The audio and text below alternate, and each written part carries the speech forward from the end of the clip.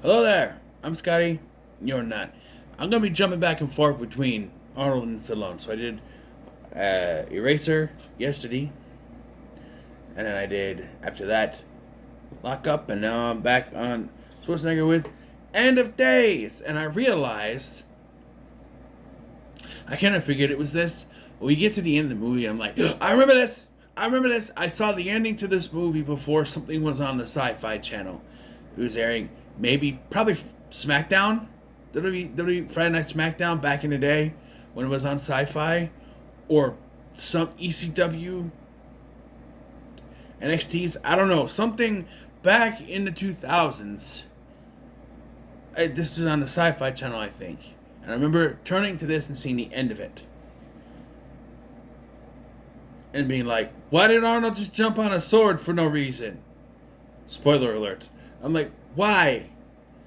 And it's like, it's over. He won. He beat the devil? I'm like, what? Slowly as I grew up, I'm like, End of Days. Oh, that's the movie where Arnold jumps on a sword. And then over the years, I kind of just forgot it. And I'm like, okay. And then I'm watching it and I see the ending and I go, that's right. He does do that. And now I understand why. So, yeah, this movie's stupid. It is. Was an on-running joke, probably not anymore because the other guy who was in on the joke left, but Hacked at Movies, Tony from Hacked at Movies, and his former co-host Newt Wallen used to joke about this because of the stupid line that the priest, I think it's Rod Steiger's character, says in this movie about the number of the beast and everything. I'll get to it, but it's like they joke about it, and I'm like, that's how it goes, and that's how it goes. We'll get to it, but yeah. So Arnold Schwarzenegger plays the very subtly named Jericho Kane, a former police detective who was brought back in. He left after his wife and daughter were murdered. He was brought back in by his partner Bobby, played by Kevin Pollak, to help protect a Wall Street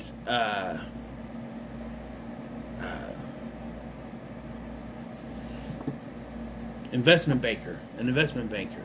But when people try to kill the investment banker, the case they're brought onto leads them to a young woman and the Vatican and demons and all that stuff.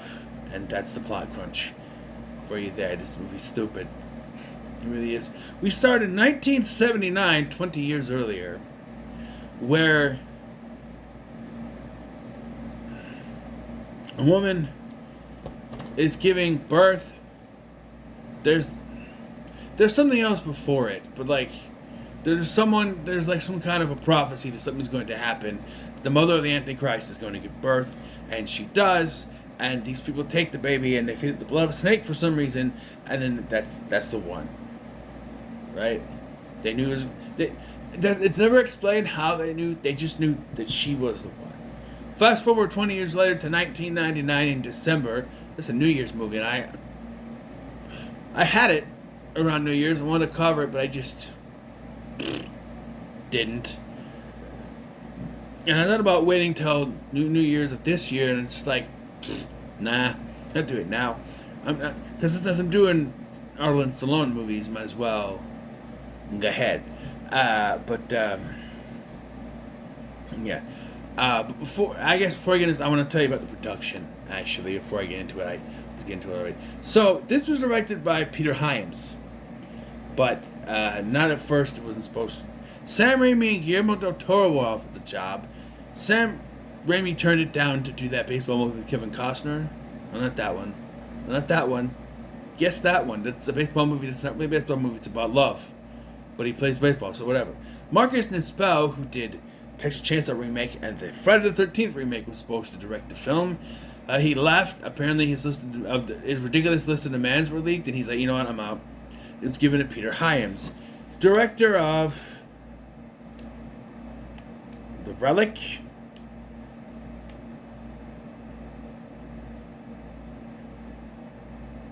directing 2010 the year he made Contact, sequel to 2001 Time Cop, He directed Time Cop, the best Jean-Claude Van Damme movie ever. I knew that name. The Relic, Sudden Death, another Jean-Claude Van Damme movie. And of course, End of Days.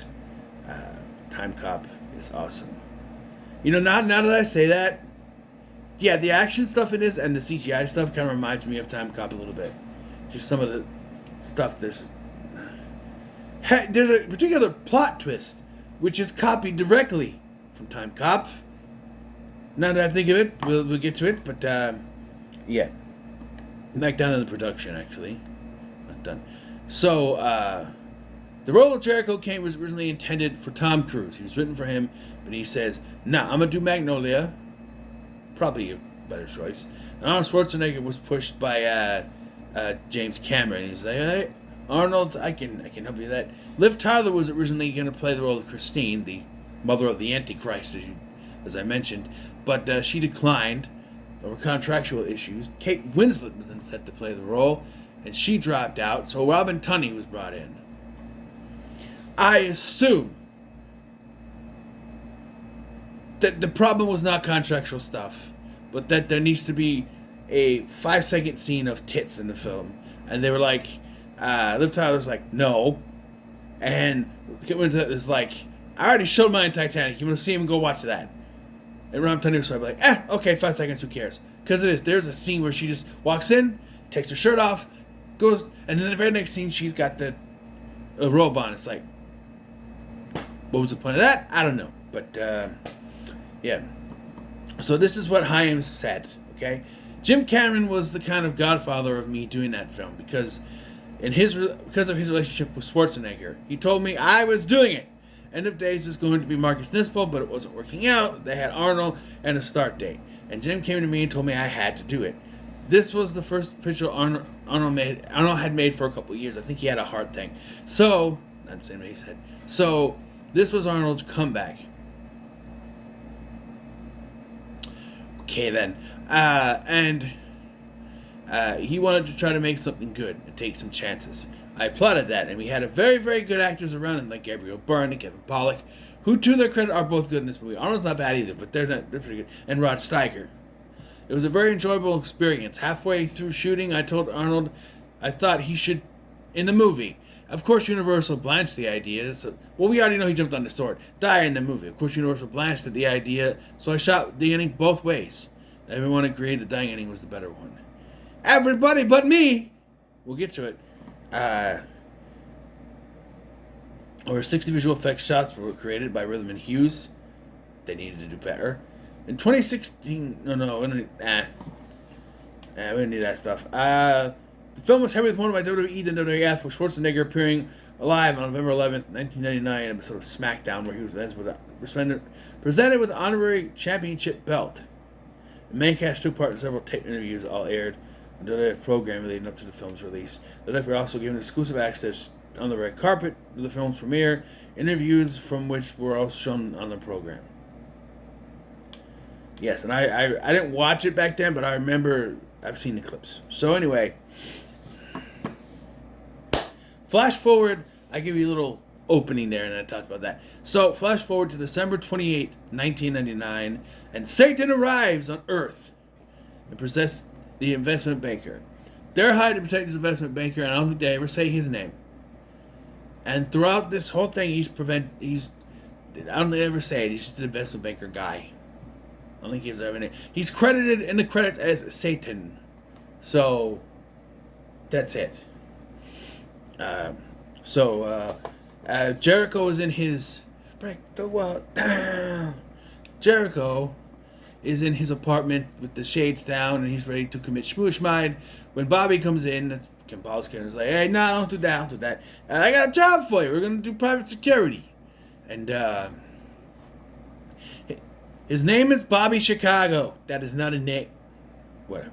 It's on his private security for the investment banker, where Jericho saved him from an assassination attempt, where they found out this guy who looks like a homeless person is a priest. This is one of the most ridiculous things. So Arnold is hooked up to this. He's in a helicopter. He doesn't say it. He doesn't say get to the chopper. He gets in a helicopter. He's lowered down, and he's hung there like a fucking puppet as he's trying to grab the priest. He does just as they run out of building, and he's holding him like this, and he's holding on to him, and he ends up dropping the guy, but he lands on a, what do you call those things? That's in my head. It's like a roof, but it's made of like a fabric that hangs over something and causes shade, not a partition. But he lands through one of those and then onto some stuff, and he's fine. He's just fine. But they take him to the hospital because they're trying to figure out. That's when I find out he's a priest. And they're like, what? So, Jericho and Bobby go to check out the priest's apartment, and during that, they get a cat jump scare. Plus, then March or CHS Pounder shows up with other detectives, and like, hey, come on, we're investigating it. They're both investigating, so yeah. So I don't know where it fits in, but there's a scene where Gabriel Byrne, Satan, the devil, he's brought into this house, mansion, whatever, and he's introduced to this man's wife and daughter. And the movie just then jump cuts to the devil having this strange, smushy sex with him. Think the shunting from society, but with bad CGI. And he just snap cuts to him in bed with both of them. So I'm guessing the daughter is over the age of 18, but it's the devil. He doesn't really care, would he? Well, everyone else would care, the devil wouldn't. But I'm assuming the actress had to be because the tits are out. So, yeah. And then they just starts kind of smooshing together with him. And then the wife that he's with turns into Christine, and she wakes up because this is a nightmare. Yeah. There's also, is this before this? She's on the subway, and this albino guy comes up to her, and he goes, he's coming for you. He's coming for you, Christine.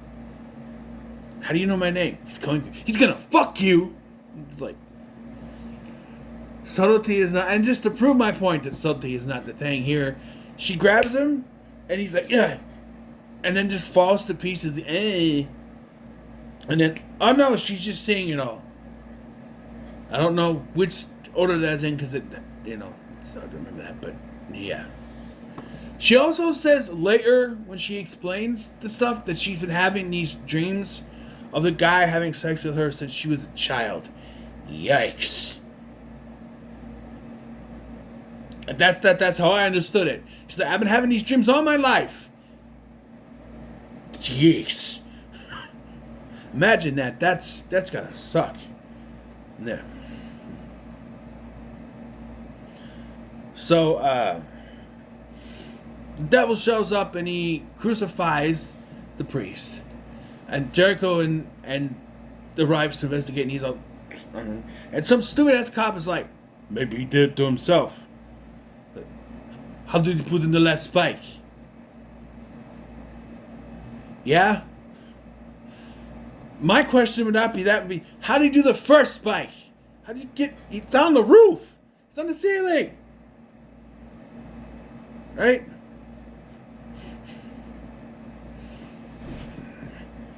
So,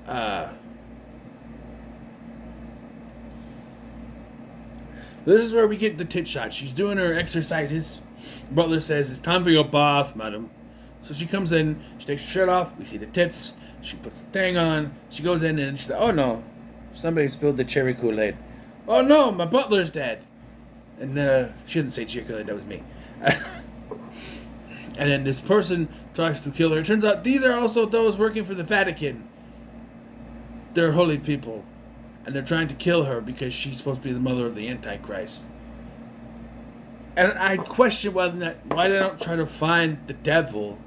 If they knew exactly who the mother of the Antichrist is, then you gotta know who the devil's gonna possess, right? I think it's the devil, you don't really know what to do, but there's gotta be some more, because you gotta stop him, right? So,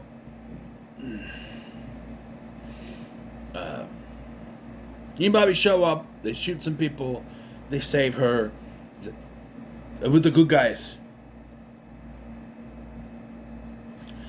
Save her, and during this, Bobby goes back outside, or they go somewhere else. I think he goes back outside, and he's sitting in the car, and the devil arrives, and and I'm not joking here, he pees on the building, which causes it to leak out to the car where Bobby is. He throws a lit cigarette on it and blows Bobby up. And I want to point out that we do see Bobby blow up in the car.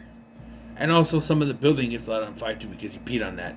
So, he must be... That's it! The dog from Nightmare on Elm Street 4 was Gabriel Byrne the Devil. But that movie took place 12 years, 11 years before this, so I don't know.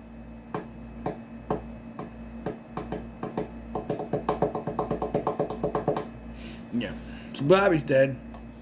So they go to the church of Father Kovac, which earlier he went there to talk to Father Kovac, and they found this old woman, the lady from Good Burger, who says, "Oh, poo, I wanted mustard." I said that to her, so I went, "Oh, poo, I wanted mustard." Because that's the lady, and she's got like the stigmata on her hands or whatever, and and they were doing something to her, and then she's like, "No, go. And he just leaves. I'm like, "You're a cop? Stop that." But no, he just leaves. I guess he's not actually a cop, but whatever. But now they're back down there, and she's like, and yeah, so he brings Christine to them to protect her. He's like, "Oh, your people were the ones trying to kill me. Trying to kill her." Whenever he says that.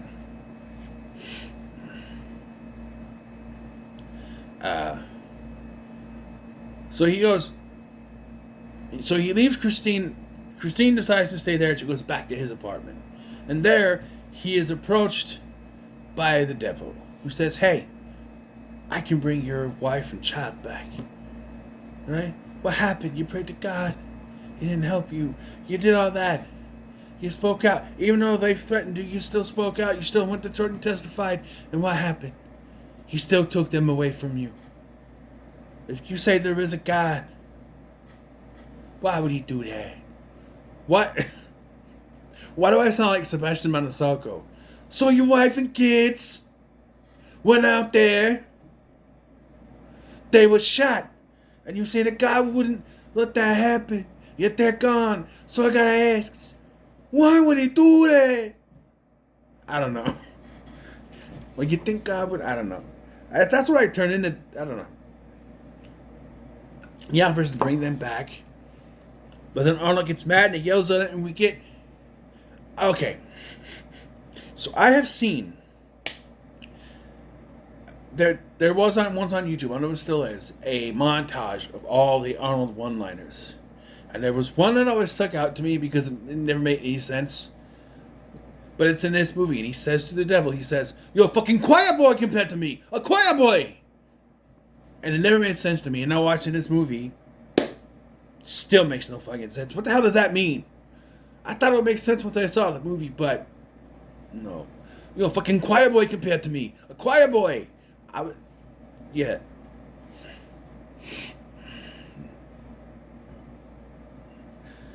So he picks him up. The devil picks Arnold up. Throws him up. By the way, I want to point out, back at the house, okay, because there's another thing. Miriam Margolis, who was the plant teacher from Harry Potter, beats the shit out of Arnold. Because she was the caretaker for Christine, her stepmom, or whatever, her adopted mom, whatever, taking care of her. And it turns out she's working for the Devil cult.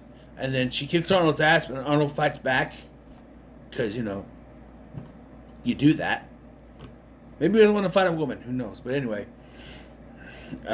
Then she's killed by Gabriel Byrne. But, like, here, he's the devil. So he grabs him, pushes him out the window, and drops him, and he grabs onto the lights. Broken glass, by the way. He's like, all you gotta do is take my hand, and you get everything you ever wanted. So he's like, okay. And he grabs him, throws him out the window. He's the devil. He shot him earlier, and nothing happened. He doesn't matter. No. He gets back in. All of a sudden, there's a knock on the door. He looks out the window. The devil's gone. He thinks, is that him? Why would the devil knock? I don't know. No, it's Bobby, who is miraculously alive and is not in any way a corrupted bad guy now. No, that's not going to happen. It's not painfully obvious because we saw him explode earlier. He's not a bad guy. Not at all. I thought you exploded. I just got out of the car. I just stepped out. It blew up. That would make more sense if we didn't see him blow up in the car. If it went from a distance from behind and exploded, and then he has this. So what happened to you? You were gone, and I remember stepping out of the car. No. So, during this, or after this, whatever, Kovac brings her to the church, and it turns out the Vatican Knights there. She said, "No, those are the guys who tried to kill me." So they try to kill her again, of course. Kovacs is not in on it. He just didn't realize it, even though Arnold told him, "They're your people." But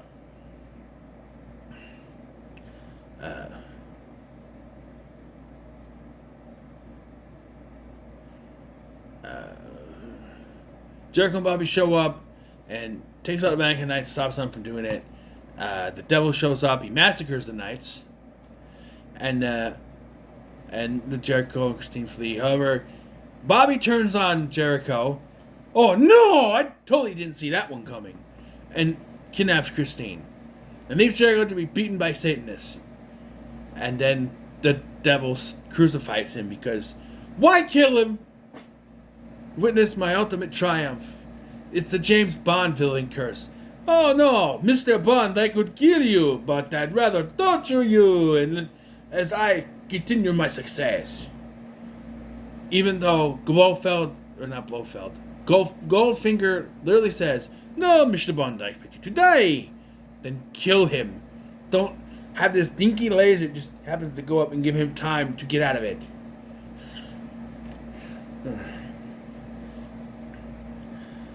So, Jericho wakes up on December 31st, New Year's Eve.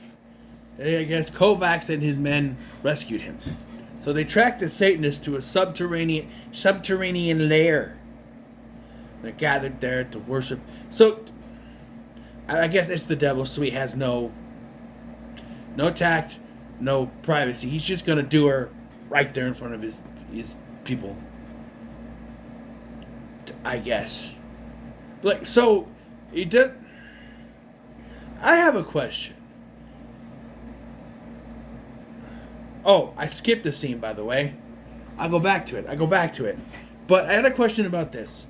So, I guess it pertains to that. But the devil needs to create an heir before. So he needs to have sex with Christine and create the Antichrist before midnight on New Year's Eve. Right? By the way, they kind of stole this from Ghostbusters 2. I'm just saying, it's just an evil entity shows up wanting to have baby with woman. Only Vigo wanted to be the baby to the woman, which never made any sense. But anyway, he just has to procreate and make the baby. And they just know that, banging her one time is going to be enough. Sometimes that works, sometimes it don't. You never know. Going back, when he brings Christine to Kovacs, he explains the lore.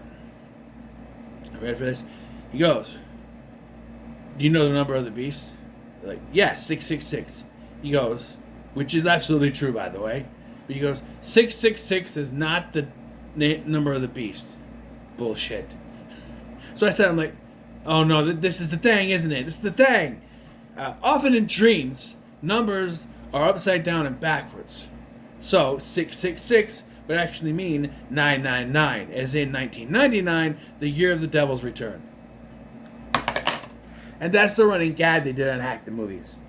And I'm just like, oh my god, that was verbatim what they said. I thought they were like making it more jokey, but that's literally what is said in the movie. What a such a fucked up roundabout way to do it, right?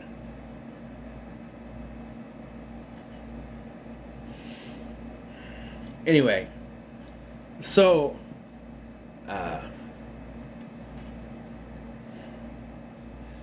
Jericho shows up before he can impregnate Christine, rescues her, but Bobby shows up to confront him. And he's doing this because the devil spared his life in exchange for servitude. So he basically brought him back from the explosion, right? But Bobby refuses to kill his friend, so Satan sets him on fire again. So that, bye Kevin Pollak, you were useful for 2 more seconds in this movie, I guess. More than 2 seconds, about 5 minutes.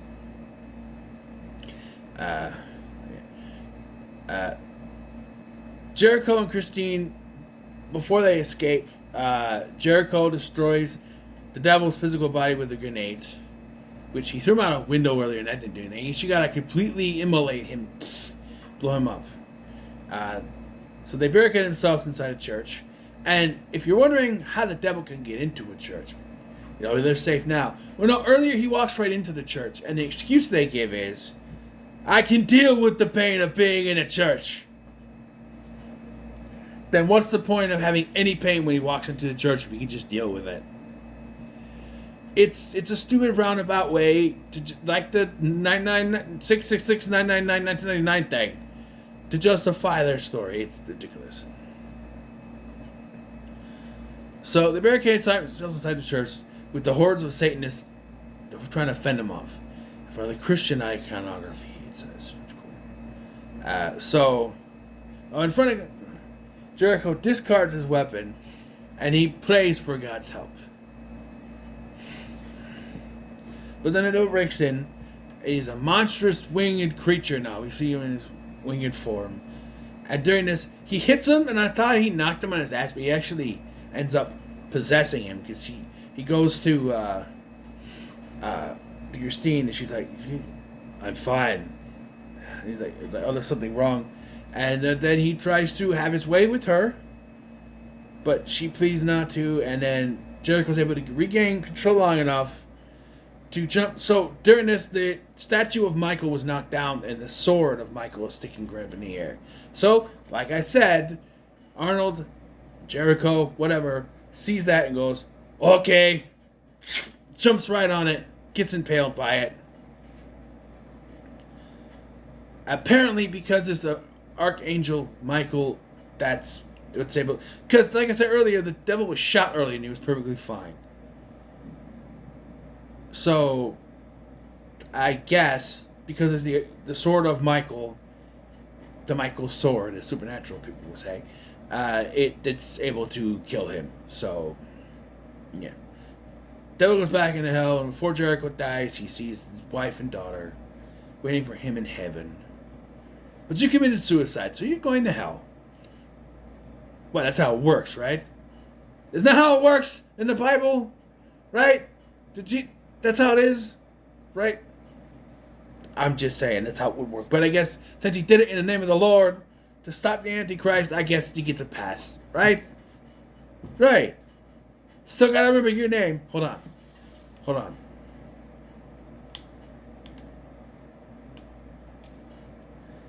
I'm gonna write it down.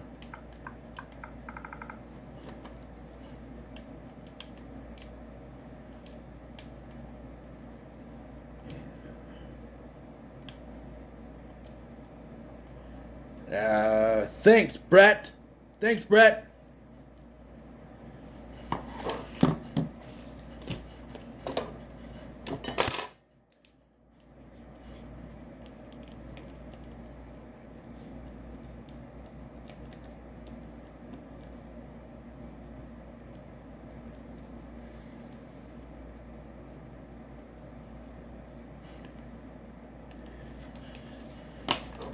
There. So, Christine thanks Jericho for saving her life, and the world celebrates the new year, the new millennium, and Y2K didn't happen. Yeah, everyone's alive. So you're saying Y2K didn't happen because Arnold Schwarzenegger defeated the devil by taking the devil into his body and jumping on a sword? Teach that to children. Class, do you know why the Y2K virus didn't happen? Because back in 1999, December 31st on New Year's Eve, Arnold Schwarzenegger got possessed by the devil and he threw himself onto the sword of the Archangel Michael so the apocalypse wouldn't happen. Someone's getting fired. Anyway, there it is. End of days. It's a dookie. But it's a fun dookie. I'll give it a middle of the road. I had fun. It's a fun movie. Okay, it's dookie, but it's fun dookie. It's a fun dookie. It's a middle of the road for sure, but a fun middle of the road, I would say. But yeah, Arnold is Arnold, and I think Gabriel Byrne and Kevin Pollak do a good job. Right? 'Cause you see two sides of Kevin Pollak. He's a good guy, then he turns to the bad guy, and then he ultimately, it's my friend, I can't do it. And yeah, there's also a thing with CCH Pounder where she turns on him, and I don't know why. Like, she's secretly working for him. I don't know. I stopped mentioning her because she disappears halfway through the movie. She's randomly just a bad guy now, and I don't know. Yeah, so, what are your thoughts on the end of days? Leave them in the comments below. Leave the comments below. Make sure to like, share, and subscribe. Thank you for watching. I'm Sky, and I'll see you in the next one.